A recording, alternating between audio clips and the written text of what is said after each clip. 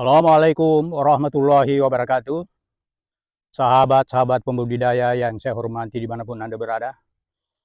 Eh, saya ingin berbagi kepada kita semua, seperti yang kita lihat ya, di pematang-pematang tambak tradisional itu tentu tumbuh rumput dengan sangat suburnya. Ya.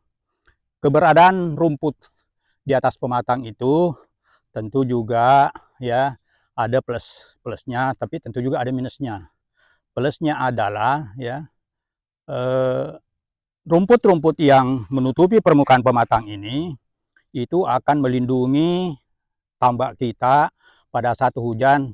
Ini akan, kalau ada rumputnya begini, itu tidak, tanah-tanah yang ada di sini tersiram air hujan itu tidak menyebabkan airnya keruh ya, dan tambak ini akan tergerus ya.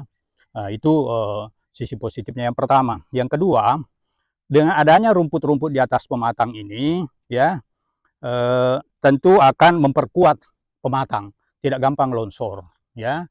Kemudian yang lain adalah keberadaan rumput ini pada saat hujan itu air tawar akan simpan di atas pematang ini, sehingga secara perlahan air tawar itu akan turun ke tambak secara pelan-pelan. Tentu ini kita butuhkan terutama pada saat kadar garam dalam tambak itu tinggi. Ada cadangan di sini ya, itu ya. Namun di sisi lain keberadaan rumput-rumput di atas pematang ini tentu juga harus kita rapikan secara berkala.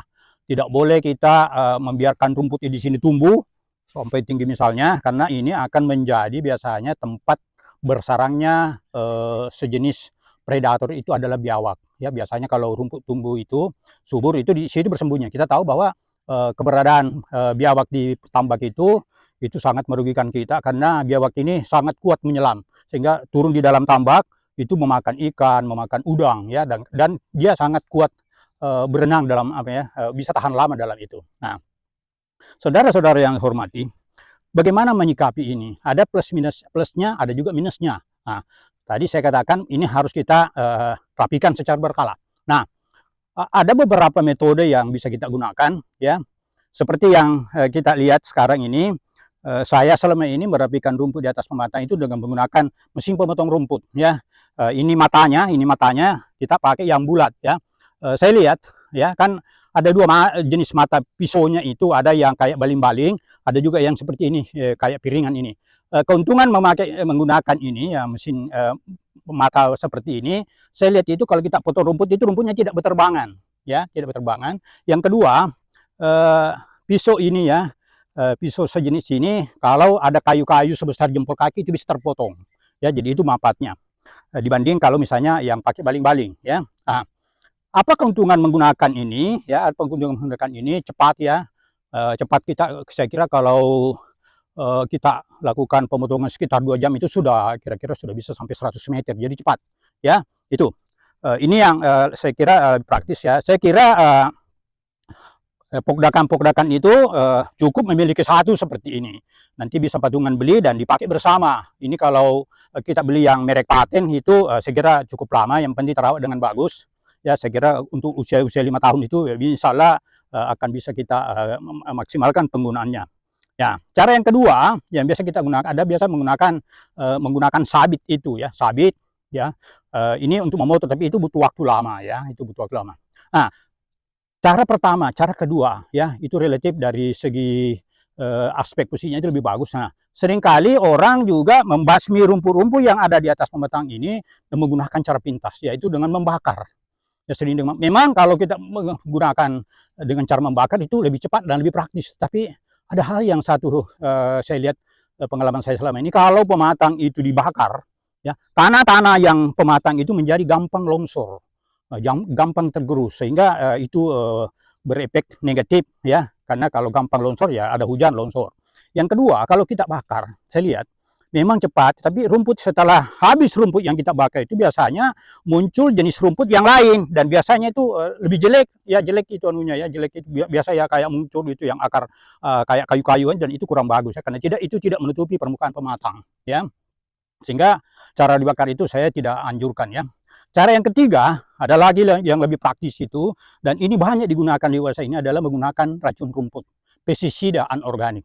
Ini saya kira ini lebih berefek negatif lagi dengan kita tahu rumput-rumput yang ada di sini kalau dibasmi dengan menggunakan pestisida anorganik itu kan kita tahu bahwa bahan aktifnya itu tidak langsung habis ya, tidak langsung terurus semua.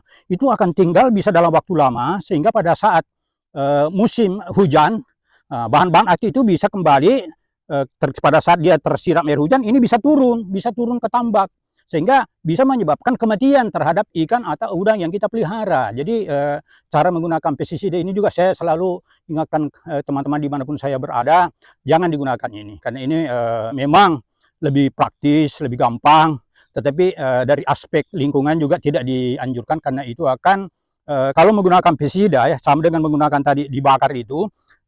Anda tahu bahwa di dalam tanah pematang ini ada mikroorganisme, terutama bakteri-bakteri gram positif yang kita sangat perlukan keberadaannya di tambak itu akan mati semua ya, itu akan mati semua sehingga dari aspek lingkungan itu memang sangat merugikan. Nah, saudara-saudara yang saya hormati, dalam hal keberadaan rumput di atas pematang ini ya saya kira itu tadi dari awal saya katakan ada plus minusnya. Makanya harus kita bijak ya, harus kita bijak merapikan dengan baik dengan menggunakan cara-cara yang tidak bertentangan dengan lingkungan, terutama menyangkut keberadaan daripada mikroorganisme lain selain rumput ada di dalam pematang. Saudara-saudara yang saya hormati, mari kita lakukan perbaikan-perbaikan yang tentunya demi untuk meningkatkan produktivitas tambak-tambak tradisional. Saudara-saudara yang saya hormati, itu saja dulu yang saya bisa berikan. Makasih banyak. Assalamualaikum warahmatullahi wabarakatuh. Semangat!